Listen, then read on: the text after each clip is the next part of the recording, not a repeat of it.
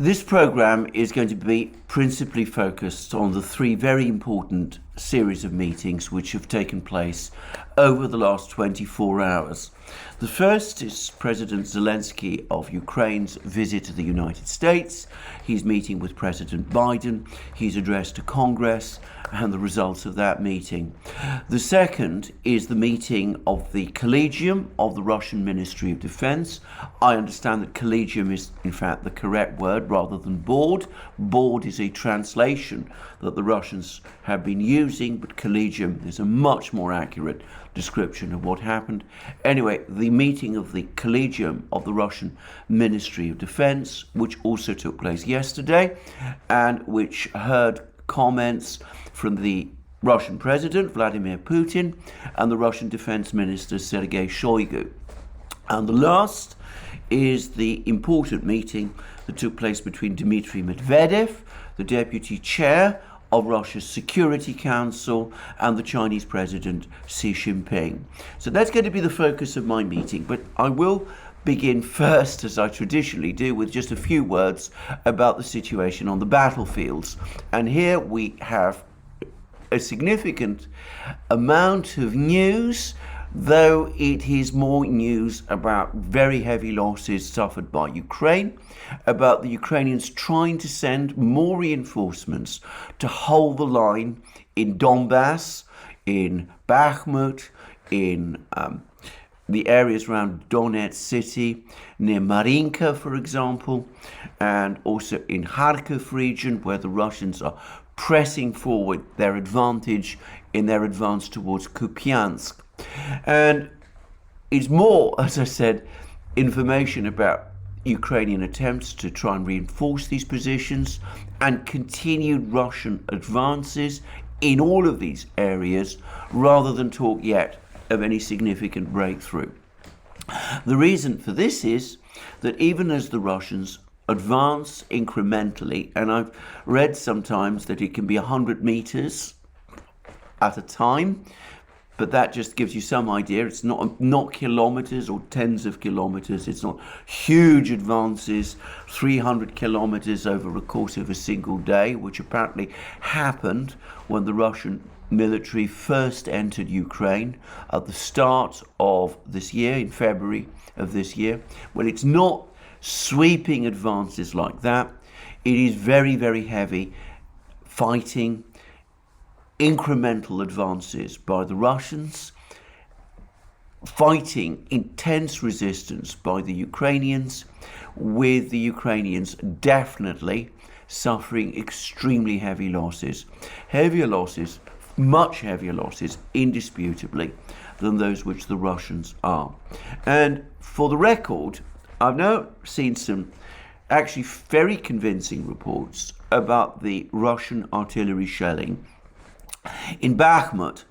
And it seems that most of the shelling that's now taking place in and around Bakhmut is not from the big, heavy, long-range guns like the Malka. In earlier videos, I referred to it as the Matka, but in fact it is the Malka, the 203 millimeter, very powerful long-range gun that the Russians have. It's not big guns like that, or Russian 152 millimeter guns, which the Russian military has in abundance. Most of the shelling that's now going on in Bakhmut, and which is extremely intense from the Russian side, is of mortars and shorter range guns. Some of these mortars, by the way, are very powerful. There's even one mortar, the Tulpan, which has a caliber of 240 millimeters, which makes it, as a Russian commentator pointed out to me in a private email, makes the Tulpan the artillery piece with the biggest caliber in the Russian military. I refer to the Malka as having the biggest caliber. It is in fact the Tulpan. I don't know to what extent the Tulpan is being deployed in Bakhmut, but regardless of that, the that could be used there.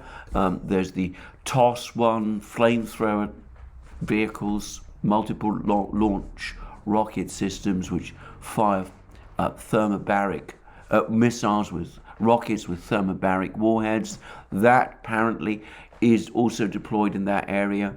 And of course there's lots of other guns, including mortars and shorter range guns, like the 120mm mortars that are the standard mortars today of the Russian army. And the fact that we're talking mainly about mortars and rockets and that kind of artillery tells us how close the battle lines are and how intense the fighting is. Now, there's some reports which speak about growing opposition from Ukrainian troops when they're ordered to launch advances into Bakhmut, that they're apparently reluctant to do it, that sometimes they outright refuse orders. The Ukrainian military apparently have had to take fierce action to try to sometimes force Ukrainian troops to attack or engage in counterattacks against sometimes the wishes of these troops, that kind of story. Up to fairly recently, I've tended to ignore these kind of reports. Most of these reports come from the Russian side, and you do get occasional reports from the Ukrainian side that also speak of the reluctance of Ukrainian soldiers to be thrown into what is now in effect the meat grinder, and it'd be very understandable if that reluctance existed given all the information we're getting about the situation in Bakhmut. But anyway, I've tended to avoid mentioning this topic because of course both sides have made claims about the collapsing morale of the other, the Ukrainians, and by the way, the British Ministry of Defence very often, and the various American government agencies, the Pentagon, the State Department, all of those, the intelligence community there have also at times spoken of low morale amongst Russian troops. Anyway, I've tended to ignore that because a lot of this seems to me to be uncorroborated propaganda. But actually, thinking about it, we've had some revelations now from the Ukrainian side which seem to point to the fact that the Ukrainian military is indeed suffering from morale problems, and the Russian military is not, or at least not to the extent that has been reported.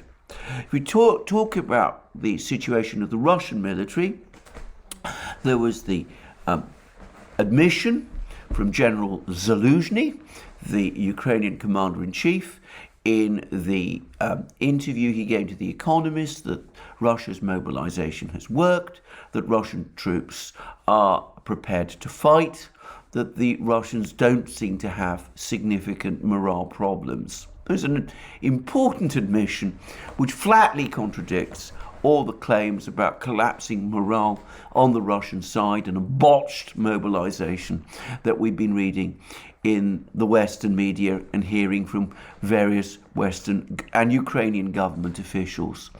And then there's something else that General Zelensky has done, which does point to problems on the Ukrainian side with morale, which is that he's apparently asking for tougher penalties for Ukrainian soldiers who desert. Now, that strongly suggests that there are some Ukrainian soldiers, it's impossible, of course, to quantify their number, who are deserting, that the Ukrainian military does have a problem of desertions. Otherwise, why make a request of this kind? So it does seem that the Ukrainian military is suffering from some morale problems, whereas the Ukrainians themselves, or at least General Zelensky, have now cast doubt on the multiple claims you repeatedly read and hear that the Russians are suffering from morale problems. So I just wanted to say that because I think it is important. But as I said, tense fighting going on in Bakhmut, lots of reports of very heavy Ukrainian losses, and now it seems reluctance on the part of some Ukrainian soldiers to engage in the fighting. This is what the Russians say, could be true, and evidence from the Ukrainian side that they are indeed suffering from desertion problems, which does point to low or reduced morale, obliging the Ukrainian Commander-in-Chief, General Zelensky, to make a request for tougher penalties, much tougher penalties for desertion to be imposed on Ukrainian soldiers who do desert. So it seems to me that the meat grinder that we've been hearing so much about in Bakhmut remains in full operation. The Russians do appear to be making incremental progress in the city itself. There's still some access points from which the Ukrainians can continue to send men and supplies into the center of Bakhmut, though these are becoming increasingly dangerous to use since they are covered by Russian artillery. The Ukrainians continue to build trenches. They still seem to be intent on fortifying Bakhmut. And of course, Zelensky himself, according to the Ukrainians, went to Bakhmut. As I said, there's actually now increasing skepticism on the Russian side whether he did actually go to Bakhmut, but I'm not going to discuss this. I'm going to just take it as read that he did go to Bakhmut. If more information comes to light, anyway, I will report it, but for the moment I'm going to go with the official Ukrainian view on this. Anyway, Zelensky went to Bakhmut, stayed in the western suburbs away from, as I said, the main fighting, didn't go to the center of Bakhmut, didn't say very much that he was there. His visit did not receive a great deal of coverage in the Ukrainian or indeed even the international media. But, as we will see, it did provide him with a brief talking point when he addressed Congress, which is exactly what I said the purpose of his visit or presumed visit to the outskirts of Bakhmut was all about. And it was the other thing that Zelensky intended was to make sure that there was no retreat from Bakhmut, at least not whilst he was traveling to Washington. So anyway, that's my summary of the situation on the battlefields. I would just add that there was one event which takes me back to Putin's comments to the officials of Russia's internal security agencies about the complicated situation they will face in the four regions of Ukraine, formerly Ukraine, which Russia has now, if you prefer, whether you prefer to say annexed or united with, I leave that to you. A Russian official, Dmitry Rogozin, who has been quite an important figure in the Russian political universe for quite a long time and who's held very senior posts in the Russian government. He was for a while deputy prime minister in charge of military procurement. He's also been head of Roscosmos, the Russian space agency. He's not actually got a role of anything like that importance for the moment, but he is still a well-known political figure in Russia and somebody who is very much, I should say, on the right-wing nationalist spectrum of Russian politics.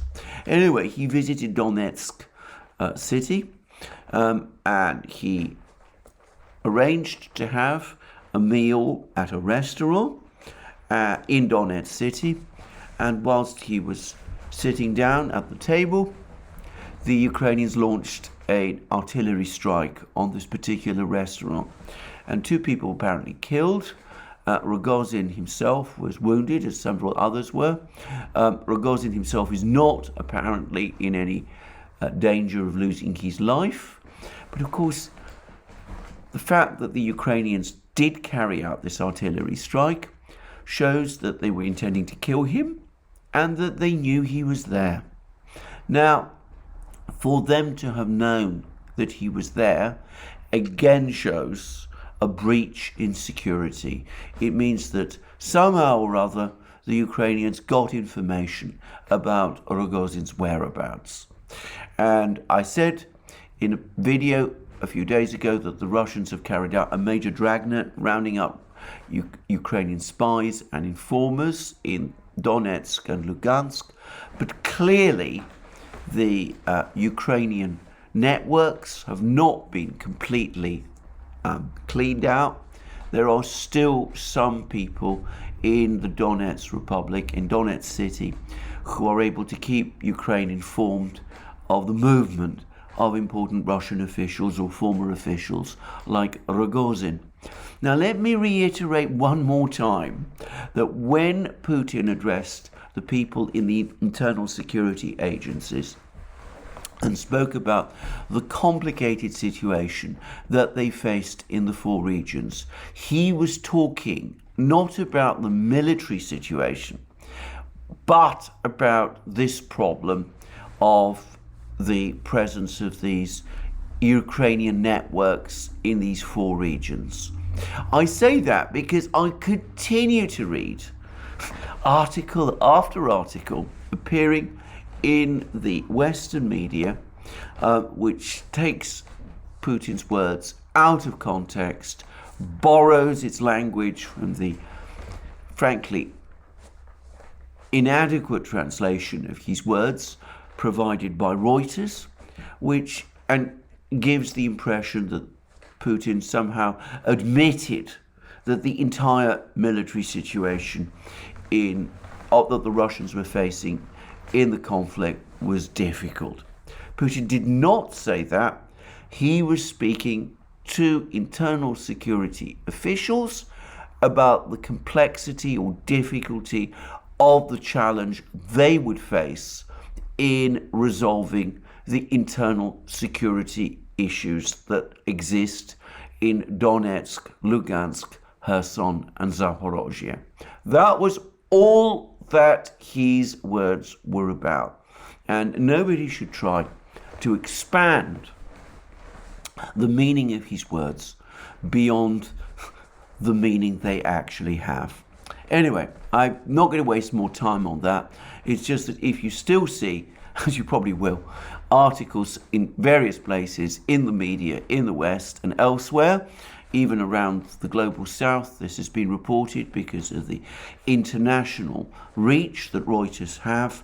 If you read that Putin was talking about a difficult situation for the Russians in their totality in this conflict zone, well, that is a misreading of his words. Now, let's now turn to the various meetings, which are, as I said, the main focus of this program today. First of all, Zelensky's visit to Washington. He met with Biden in the White House. They had a joint press conference. He visited Congress, where he made a very predictable speech indeed. He specifically referred to Ukraine's fight and its determination to go on fighting. And he referred, of course, to the fight in Bakhmut as an example of the heroic resistance that the Ukrainians are putting up in their conflict against the people he referred to as the occupiers, in other words, the Russians. And of course that explains the purpose of his visit to Bakhmut. He did not want a collapse in Bakhmut at this time. He wanted to make absolutely sure that Bakhmut held, because of course it is, for the moment, his main talking point that the Ukrainians are fighting to the bitter end for every inch of their homeland, of their country, against the invading Russians, and that they're fighting to the death, and they're fighting in places like Bakhmut. He didn't want, over the course of this visit, to have that whole situation, that whole narrative pulled from under his feet. And in the case of Zelensky, it's important to say that maintaining narratives is a very much, at least in his own perception, very much his main, if you like, role in this conflict. He is not, in my opinion, particularly interested in economic matters. He's never shown any real interest in economic policy. He doesn't take the direct role in meeting with economic officials to anything like the extent that Putin does, for example. There's some debate about his role in military decision-making.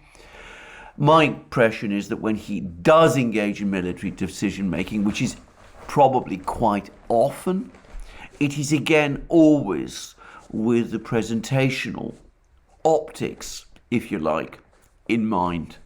And that's very much his style, and we saw that again over the course of his visit to Washington. So what came out of this visit of Zelensky's to Washington? A whirlwind trip. He meets Biden, he goes to Congress, he delivers a speech which, in my opinion, said very little that was new or original or different from things that we've heard many times. I'm not going to analyze it any further. There was always, unsurprisingly, the applause and all that, which again is entirely unsurprising as well. But what did he actually achieve when he was there? Now that brings us back to this question of why he went there at all.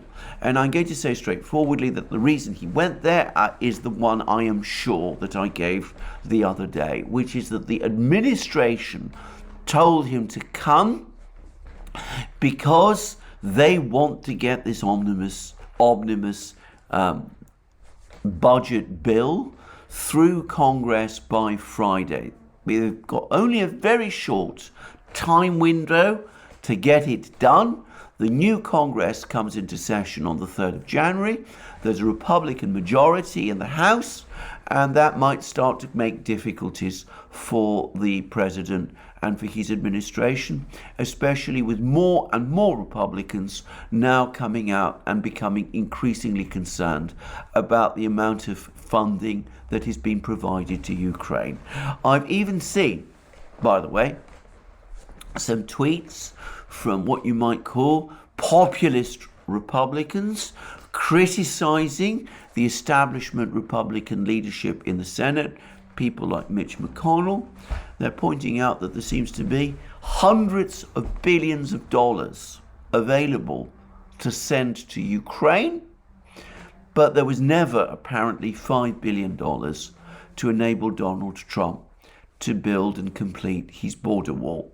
So you can see the kind of narrative that is starting to take hold amongst Republicans, and with the Republicans now in the majority in the House of Representatives, and it becoming increasingly clear that the populist wing of the Republican Party has gained strength both in the House and also amongst Republicans in the Senate. 10 Republican senators voted against Mitch McConnell's re-election as Republican leader in the Senate. That was reported as a comfortable victory for McConnell, but in fact it shows that there is now, for the first time, a significant amount of opposition to him amongst Republicans in the Senate. With all of that, with all of this opposition starting to grow, it is unsurprising that the administration is pulling out all the stops to try and get this bill, this omnibus budget bill, passed with its allocation of support to Ukraine, and with the Republican leadership in the Senate fully on board with this plan against what is likely to be gathering opposition. And note that the $44 billion that's been allocated for support to Ukraine in this bill is supposed to carry through for the whole of 2023. Now, Zelensky, of course, came with a slightly different agenda. In fact, a considerably difficult agenda. First of all, he wants much more money. $44 billion is less than the $100+ billion which Ukraine has already received. And of course, he wanted much more advanced weapons. He wanted, again, ATACMS long-range missiles. He wanted many more tanks, many more infantry fighting vehicles, all sorts of things, in air defense systems. The times when it strikes me that Zelensky and other Ukrainian officials are frankly oblivious to the limits upon which the United States operates. They seem to assume that the United States can just crank out unlimited supplies of weapons, and that's very much the kind of rhetoric they have. And they come along to the United States and address Western officials, and they talk in that way. And that is what Zelensky did. But he got nothing. And I think this is an important point to make. He actually got, I think, much less than he expected. The government, the administration, has now unveiled another $2 billion aid package to Ukraine. Now, that sounds like a lot, but the greater part of that money is made up by the cost of the supply of one system, which is, of course, the Patriot missile system, about which we have been hearing so much. Biden himself was clear that ATACMS missiles and these other types of weapon systems that Zelensky wants, he's not going to get. And in fact, if you go through the rest of the arms package, which I'm not going to do, Brian Beletic at the New Atlas does it far better than I do, and you should go to his channel and you will find his analysis of all of these arms packages there. The rest of it, frankly, is more of the same. The only item of significance is this Patriot system. Now, there's been a great deal written about and said about the Patriot system, and I'm just going to add a few things to things that I've said previously. But there's been a good discussion of the Patriot missile delivery by Scott Ritter and Garland Nixon on their channel, and also, of course, by Brian Beletic in a video that he did a short time ago. Now, Brian Beletic made the point that this single battery that is being supplied to Ukraine, there are limits to the amount of, that there are operational constraints on the use of the Patriot missile because of the general shortages, of the great shortage of Patriot missiles, and of the difference in increasing production of Patriot missiles. Quite simply, there aren't enough of these things to go around, and this is part of the overall problem the United States and the Western powers are facing in keeping up with Ukraine's voracious, insatiable demands for weapon systems, for ammunition. The Ukrainians, as I said, seem to think that there is no limit to what the US can supply, when in fact there are more and more limits, and they're becoming extremely difficult. Now, very amazingly, on the 20th of December, an article appeared in, of all places, The Guardian, by Jack Watling, who is a senior luminary of Britain's Royal United Services Institute, who completely corroborated the very points that Brian Beletic has been making about the general shortage of Patriot missiles, and indeed the general problems with supplying weapons to Ukraine. And I'm going to read some extracts from this article in The Guardian because I thought it was very interesting. And this is what this article says. These are extracts. Some fear that giving certain military support to Ukraine risks wider escalation, but this was not the basis for US reluctance to send Patriot systems. The United States has significantly fewer of them than its own operational analysis suggests are necessary to defend its forces in the Indo-Pacific. Moreover, there is continuing demand for missiles from existing users from Sweden to Saudi Arabia. The latter expends a significant number of missiles each month in defense of its critical national infrastructure. Missile manufacturing levels, meanwhile, are low.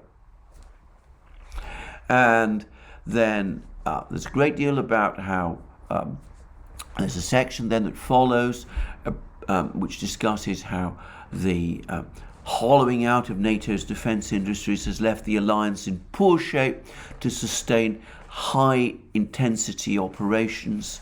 In the case of systems such as Patriot, the challenge is greater because it takes much longer to manufacture precision weapons such as air defence missiles than it does to make unguided artillery rounds. Quite an interesting revelation. And then we go on to read, Russia's invasion of Ukraine should prompt the regeneration of NATO's industrial base, but this will take time.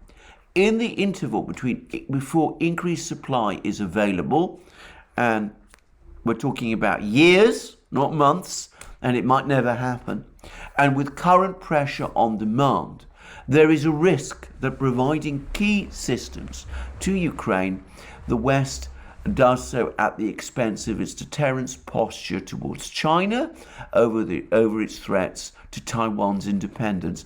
Note that Jack Watlin talks about Taiwan's independence, something which, of course, the United States and NATO pretend they don't recognize. But I'm not going to go there in this video. And then he goes on to say this, facing such competing pressures, the US and other Ukrainian partners have had to balance carefully the support they provide Ukraine between those systems its military can be trained to operate, and it's now conceded, Scott Ritter and Garland Nixon had a good discussion about this, that it will take roughly 5 months for Ukraine to be ready to operate the system. Between those systems, its military can be trained to operate, that which NATO's defence industry can sustain, and the donor's own security needs. Now, I'm going to just highlight here the words which NATO's defence industry can sustain, because when we come to the discussion about the meeting of the Collegium of the Ministry of Defence in Moscow, we're going to see the challenge that the West might be facing very soon in terms of military production. But anyway, repeat again that there is a balance between those systems Ukraine's military can be trained to operate, that which NATO's defense industry can sustain, and the donor's own security needs. And then there is a very interesting phrase. While Patriot offers a good option for defeating cruise and ballistic missiles, I'm going to mention in a moment that there are some doubts about that. It is important that local air defense officers understand that they cannot expend an endless supply of these munitions and that they prioritize them accordingly. Patriot is certainly capable of downing Iranian-made Shahed 136s. These are the Geranium-2 drones that we've been hearing so much about. But if it is used in this role, Kiev will run out of missiles fast. This has already happened with GMLRS. That's the HIMARS missiles, the long-range rocket provided to Ukraine. Although its forces were initially capable to use I'm going to say HIMARS missiles, against high priority targets, it has increasingly been employed more widely, contributing to operational success in the liberation of Kherson, but significantly exceeding the rate of consumption of these missiles supportable by Ukraine's partners. And the article then finishes by saying that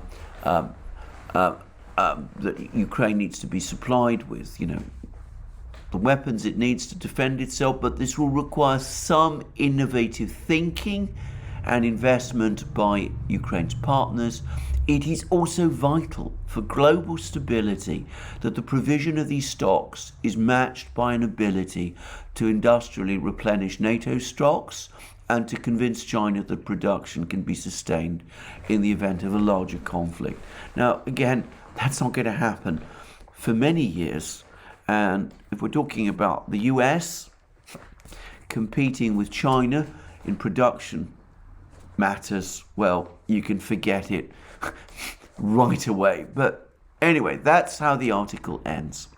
So, we see the problem of push-pull. There are the hardliners in Washington, the neocons entrenched in the National Security Council, the State Department, to some extent the intelligence community. And against them are arrayed the Pentagon and the other people who have to think about the broader range of security challenges that the United States faces. And the hardliners support Zelensky and Zelensky in demanding that the United States provide everything that Ukraine is asking for. We've had that extraordinary op-ed by Boris Johnson in the Wall Street Journal saying Ukraine should be given every conceivable weapon that it wants. Forget about escalation from the Russians. The key thing is to get Ukraine to win and win conclusively, and therefore they should be given everything they want. And then you have the other people, the realists, the people in the Pentagon, who have to worry about potential threats in all sorts of places. Problems with Iran, problems with China. Who knows what other problems may arise in the Middle East, in Africa, wherever.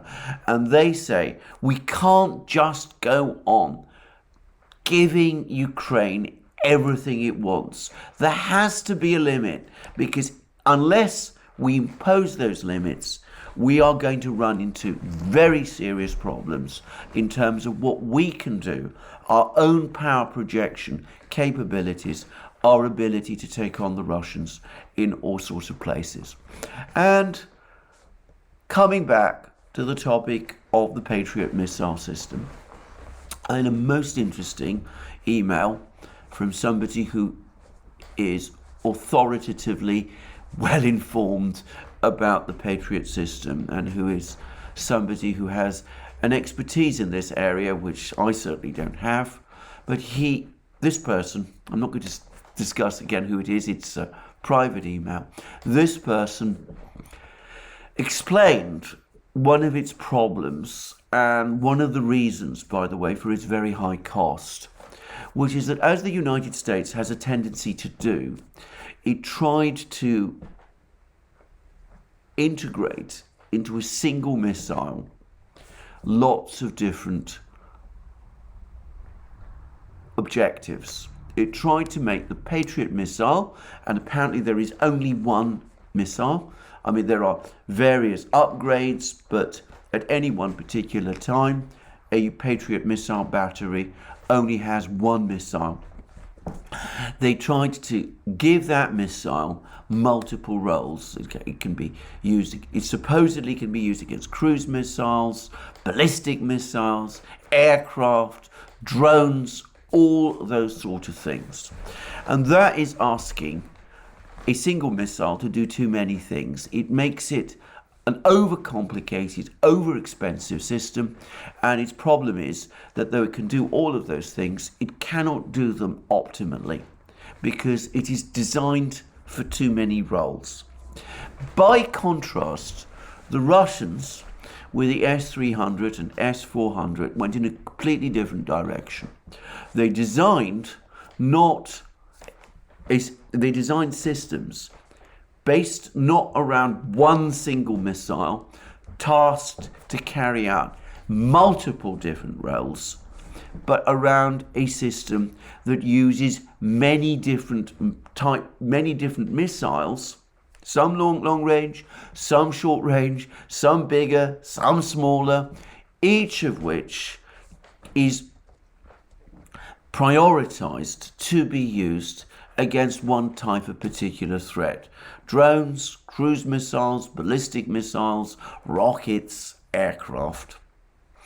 And this has proved apparently a much more workable and effective system, and why countries like Turkey, India and others, when they look at the capabilities of the Russian systems and compare them with the American, they tend to prefer the Russian, because the Russian system actually works better. You optimize a particular missile for one particular target instead of trying to use one missile to cover all of those targets. Anyway, I thought it was an interesting discussion. I should say that there is one other missile system of perhaps comparable sophistication to the Patriot, which is the Astra system produced by France. And interestingly enough, that uses two missiles for two different roles.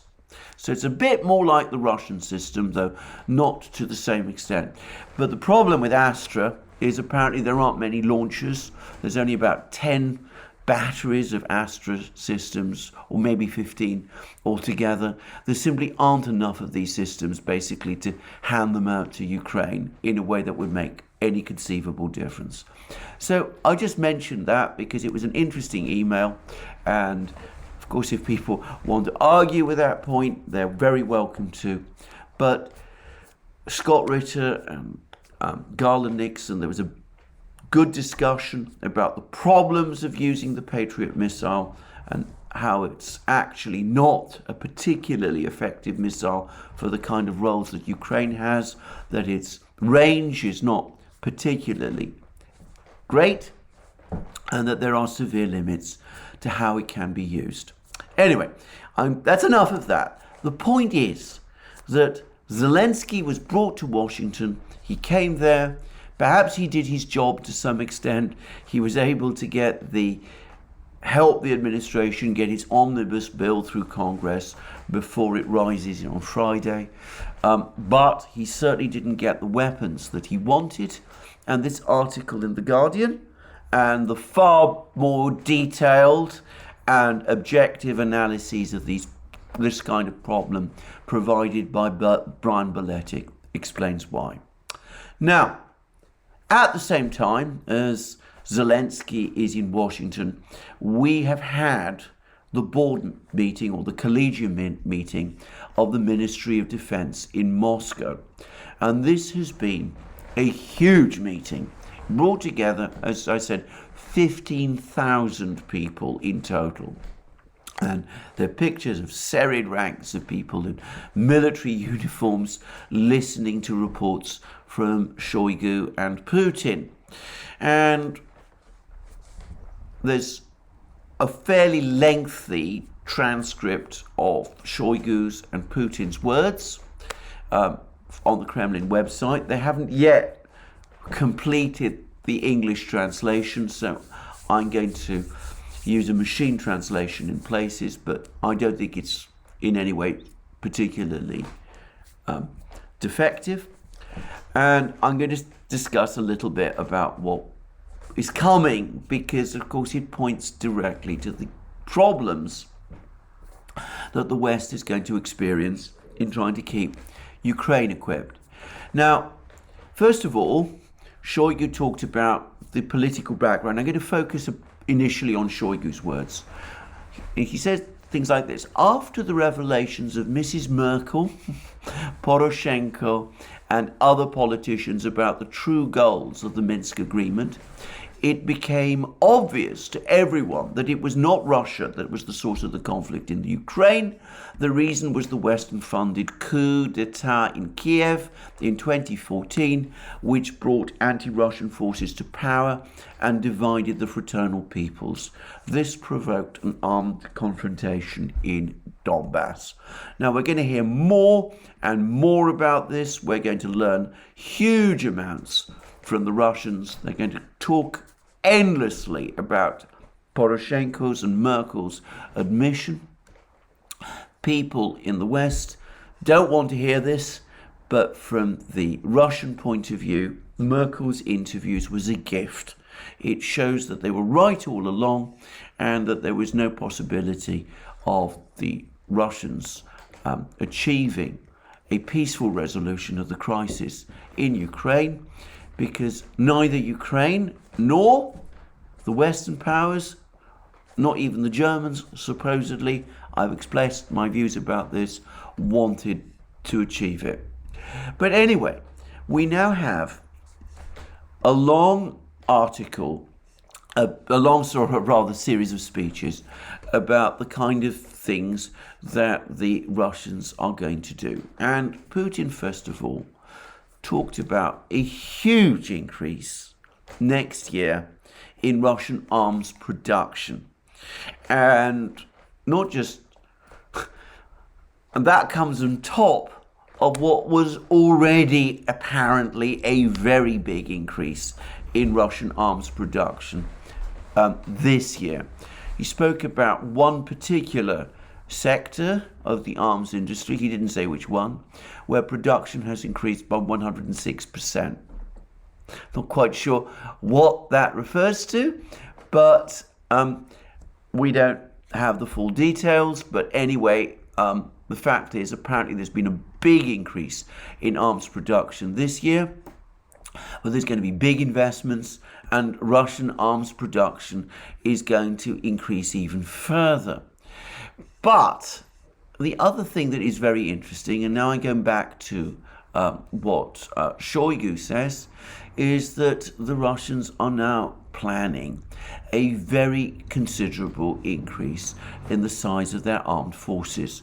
And here I'm going to say a little bit about the kind of developments that the Russians are looking at before I go into the details of what Shoigu said. Briefly, it's very interesting to me that the major focus was on the ground forces. Now, up to now, in the various funding packages that we've seen provided to the military over the last 10, 15, 20 years, the major priority has been Russia's strategic nuclear forces.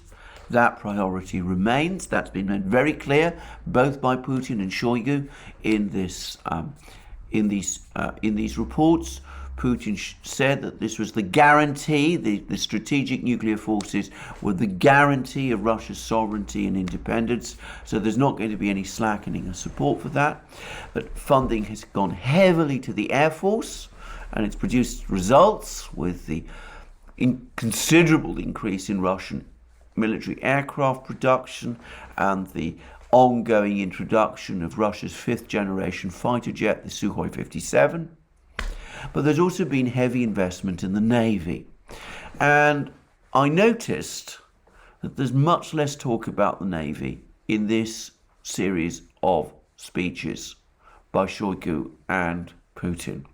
And I'm going to say what I think here. I think that Russian leaders, not for the first time in Russia's history, have found that whilst the Navy for Russia is important, the Russian ground forces are essential. Now, the Russian ground forces have probably been, this is my guess, the lowest priority until fairly recently in defense allocations. That is now changing. The Russian ground forces, the army, are now becoming a much higher priority, and we're going to see a major expansion. And this is what Shoigu had to say. When recruiting the armed forces, gradually we're going to increase the age of conscription of citizens which is currently 18 to 21 years, and raise the limit, 18 to 27 years, and change it to 21 to 30 years. To ensure the possibility at the request of citizens to enter military service under contract from the first day of joining service. So people are going to be offered the option either of a year as conscripts or a longer period, but paid much higher pay as contract soldiers. And he goes on to say that the Moscow and Leningrad military districts, which existed in the Soviet era, are going to be revived. He then says that there will be 3 entirely new motorized rifle divisions created, partly to defend Kherson and Zaporozhye regions. There's also going to be an army corps in Karelia. This is to counter the fact that Sweden and Finland are going to be joining NATO. He then says that there will be 7 motorized rifle brigades which are going to be converted into full motorized rifle divisions. So they're going to be increased in size, and that means that the much touted military reform that took place under the former defense minister Serdyukov between 2008 and 2012, which looked to transfer the Russian military from a division or to a brigade type structure. Well, that's been now completely reversed. Russia is going back fully to the division format. There will now be aviation brigades of 80 to 100 combat helicopters attached to Russian tank forces. There'll be 3 directorates of aviation divisions, 8 bomber aviation regiments, 1 fighter regiment, and 6 army aviation brigades. Now, from what I can tell, these are going to be Air Force units allocated to supporting the ground forces. There's also going to be they're also going to form 5 artillery divisions, as well as high-capacity artillery brigades. Now, the Soviet structure was that the artillery divisions, tended to use 150mm caliber guns and howitzers, and the artillery brigades used heavier guns and howitzers like the 203 Malka and the 240mm mortar, the Tulpan. Well, there's going to be more of that. And then he talks about the coastal troops of the Navy. On the basis of the existing Marine brigades, they're going to be converted into divisions. So there's going to be an increase in the Russian naval infantry forces. They're going to be converted from brigades into divisions. They're going to be expanded in size. And in addition, 2 entirely new assault paratroop divisions are going to be created, bringing the number of paratroop divisions up to 6, which is only 1 short of the 7 airborne divisions that the Soviet army used to field. So a very substantial increase of the airborne forces as well. Then he talks extensively, Shoigu talks extensively about reorganization of the mobilization system, and he also speaks about the necessity to maintain the importance of the strategic forces. So that was an interesting report from Shoigu. Makes it very clear that the commitment to the war is unchanging, that the fight will continue right through to its conclusion. The war will continue to its conclusion, however long it takes. The resources are being provided, but beyond that, there's going to be an increase in the Russian army from 1 million to 1.5 million men. The number of contract troops is also going to be increased. There is a major Russian build-up, ground forces build-up now underway. And all of this to counter NATO forces at a time when by their own logistical and inventory problems and industrial problems are being highlighted, and at a time when the West is facing an even bigger challenge from China. In many videos which I made before the start of the war, I talked about how the United States and NATO are facing a commitments crisis, that the United States cannot be strong everywhere all the time, that it's got to try and find some kind of compromise with its adversaries, China and Russia, because the way things are going, it's going to find itself outgunned and outspent and outnumbered in every conceivable theatre, because its forces are becoming overstretched. Well, one consequence of the Ukraine war is that commitments crisis is now becoming much worse, and we see that with the speech from Shoigu. And then, of course, we had a follow-up speech, and this, I got the impression that it was largely extemporized from Putin. He made two speeches, one in which he introduced Shoigu, spoke about the much greater increase in military production, but then he talked about the challenges that Russia faces and why they've had to engage in this major build-up. And he said, as I have said more than once, and even wrote in my articles, our strategic opponents, note that he now calls them opponents. He used to call the Western states partners, but now they are clearly opponents, have the goal of disintegrating and weakening and dismembering our country. And they've had that goal over the centuries, and there is nothing new. They think we are too big, and that our country poses a threat to someone, so it needs to be fixed, a little split up. And that's always been their goal, and it always will continue to be their goal. The idea was always hatched, and plans were always hatched.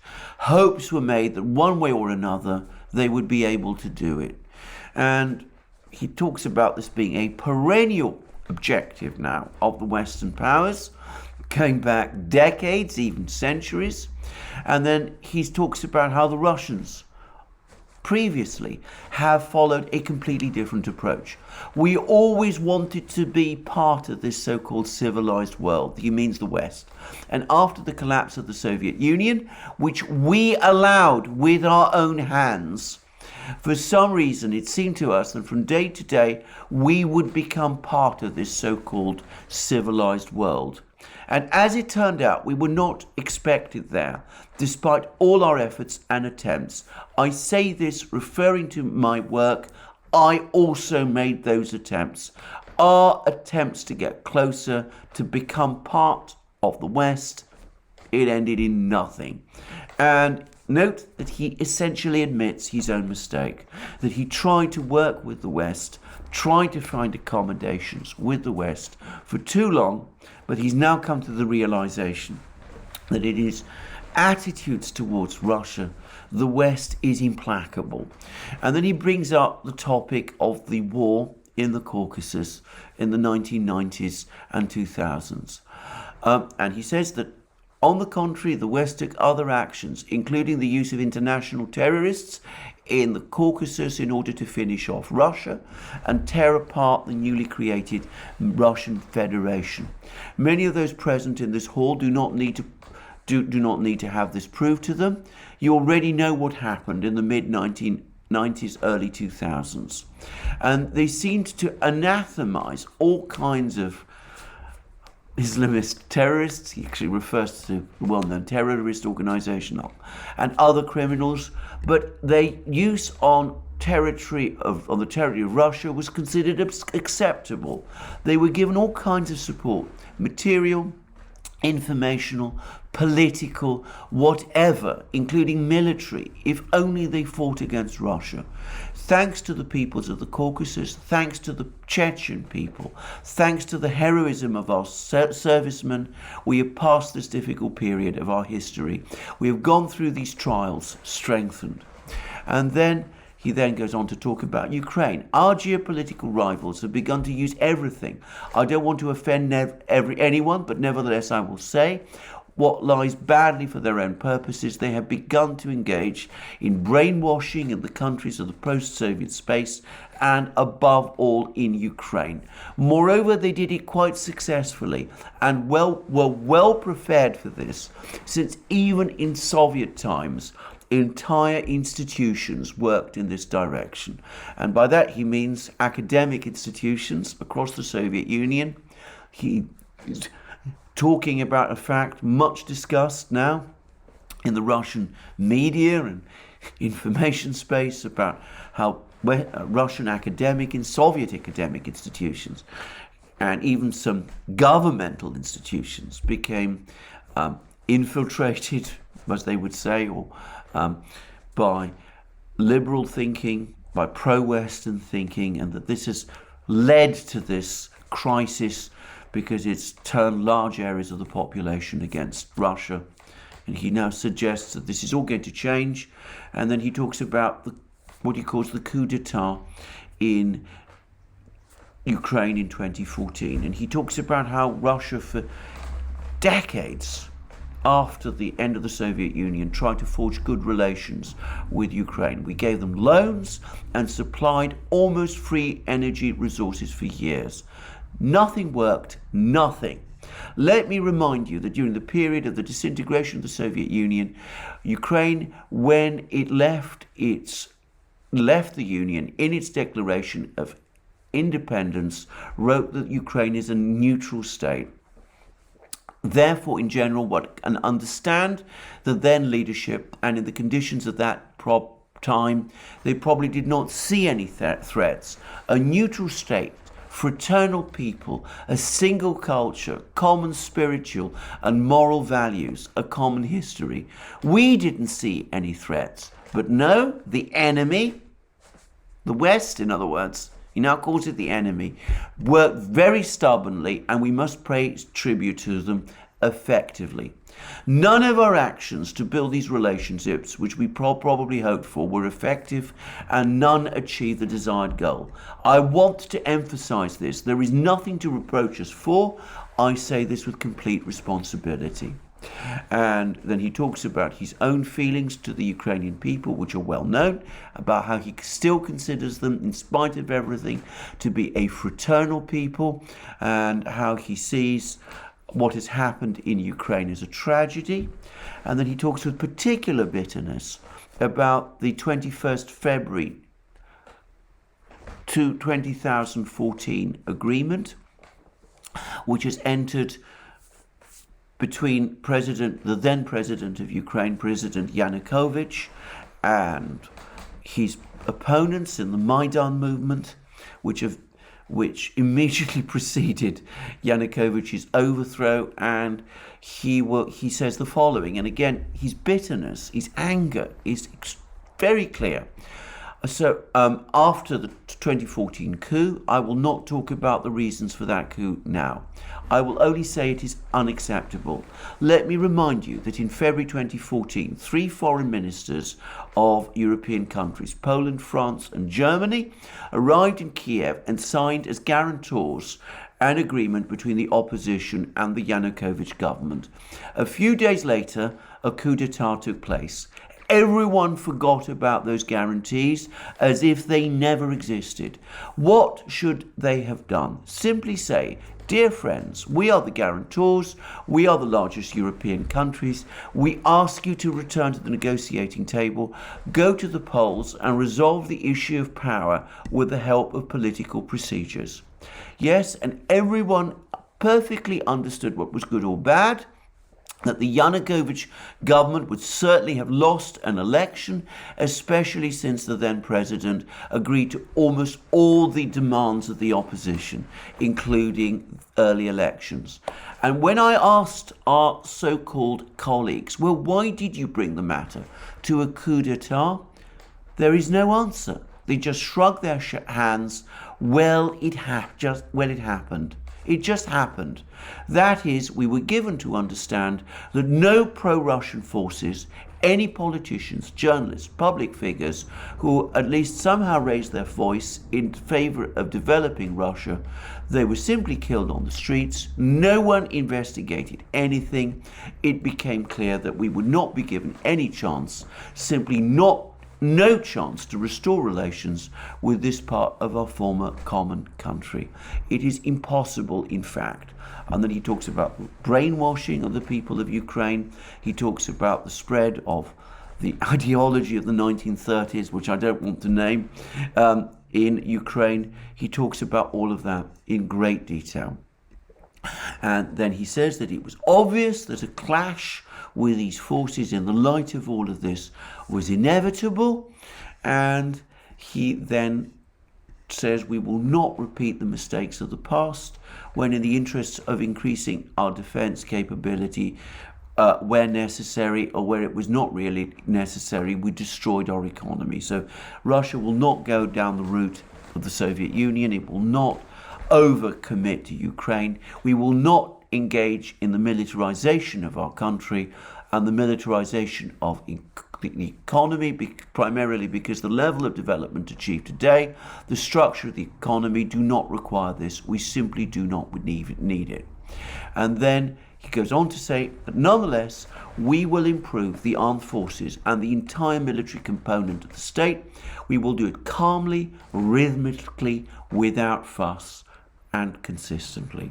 So the Russians, according to Putin, have basically had enough. They've tried very hard to build up a relationship with the West. It all failed. They were, in Russian eyes, double-crossed at every turn. If the West wants an arms race with Russia, it's now got it. If it wants a conflict with Ukraine in Russia, it's now got it as well. And Russia today, its economy has been reorganized to the point where it can sustain such an arms race, and the United States and its allies now face a build-up in Europe, even as they face a confrontation with China in the Far East at the same time. And in the meantime, just to highlight this, we now have the meeting between Xi Jinping and Medvedev in China. Now, it's been suggested that the reason it was a one-to-one meeting was because this was a meeting between the General Secretary of the Chinese Communist Party, who is Xi Jinping, and the chairman of Russia's United Russia Party, who is Medvedev, and that this somehow means that on that basis, on a protocol basis, Xi Jinping is able to meet with Medvedev, and that there aren't any real protocol issues, and that this explains entirely why there is a one-to-one meeting. Well, if you think that, if that's what you think, that's fine, but I have a bridge to sell you, because Xi Jinping does not just meet leaders of political parties. He met Medvedev not just because Medvedev is the leader or nominal leader of the United Russia Party in Russia, even though that is the official explanation for the fact that there was a one-to-one meeting. He met Medvedev because he's a very senior Russian official, and he is the deputy chair of Russia's Security Council. And to make it absolutely clear that this was a meeting between high state officials, the highest state official on the Chinese side and a very high official on the Russian side, well, we have Wang Yi, the Chinese foreign minister, attending the meeting alongside Xi Jinping. So clearly there was a meeting of importance. Now, the Chinese readout has been fairly thin, But we do read that Xi Jinping said the following. This is Xi noted that over the past decade, China-Russia relations have withstood the test of international changes and maintained sound, steady and high-level development. He said that developing a China-Russia comprehensive strategic partnership of coordination for a new era is a long-term strategic choice that the two sides have made based on their respective national conditions. China is ready to work with Russia to push forward China-Russia relations in the new era and make global governance more just and equitable. So who is not making it just and equitable? Well, of course, the hegemon, as the Chinese would say, the United States and its friends. And then we see that on the Ukraine crisis, Xi said China decides its position and policy based on the merits of the matter concerned, upholds objectivity and fairness, and actively promotes peace talks. In other words, the Chinese are not going to be swayed by Western attempts to get them to put pressure on the Russians. And he did go on to say, hopefully relevant parties will remain rational and exercise restraint, carry out comprehensive dialogue, and address joint security concerns through political means. Now note this, because it's an actually important phrase. Now some Westerners will interpret this as a criticism of Russia, but it is actually a criticism of the West, because both the Chinese and the Russians have repeatedly said that it is the failure of the Western powers to address Russian security concerns that has been the root cause of the problem. And when Xi talks about the relevant parties, he doesn't just mean Russia and Ukraine. He clearly refers to the West as well. He says that they must remain rational and exercise restraint, which of course that they are not doing. And when he talks about a comprehensive dialogue, he makes it clear that that means also addressing security concerns, including Russia's security concerns, which up to this point the Western powers have not been willing to do. These are very carefully chosen words, because the Chinese do not want to be seen as aligning themselves straightforwardly with Russia in this conflict for the many reasons that I've discussed in previous videos. But when interpreted against the overall context of what the Chinese have been saying for many months now, it's quite clear which side essentially China is quietly on. And to make that all entirely clear, we have in Global Times Wang Yiwei, director of the Institute of International Affairs at the Rearmament University of China, telling Global Times on Wednesday, the meeting has once again stressed the China-Russia Comprehensive Strategic Partnership of Coordination for a New Era, which clarifies the misunderstandings of some in the West who suspected an alliance between the two sides and have in turn used such rhetoric to create confrontation. And the meeting against such a backdrop could promote more profound and actual progress of peace talks amongst the parties concerned, as Russia itself has also in recent days repeatedly shown to willingness to engage in such dialogue. And then we have a quote from another Chinese expert, Cui Hunqian, director of the Department of European Studies at the China Institute of International Studies. At least China can share its true feelings and thoughts on this issue with China. Interesting point. The Xi-Medvedev meeting will see if Russia and Ukraine's willingness to talk things through can lead to actual progress. So, there we go. We'll see where this goes, but clearly the Chinese and the Russians are on the same page where the Ukraine conflict is concerned, and both of them see the problem originating not with any aggressiveness on the part of Russia, but on the part of the policies of the United States. Anyway, this has been a very long video, an hour and a quarter. I think it's time I stopped.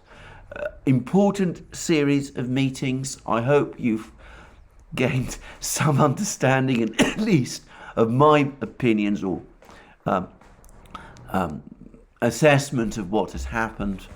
We see clearly how Russia and the West are now moving, it seems to me, into clear confrontation. When Olaf Scholz talks about avoiding a Cold War, the reality is he's got one, whether he likes to accept that fact or not.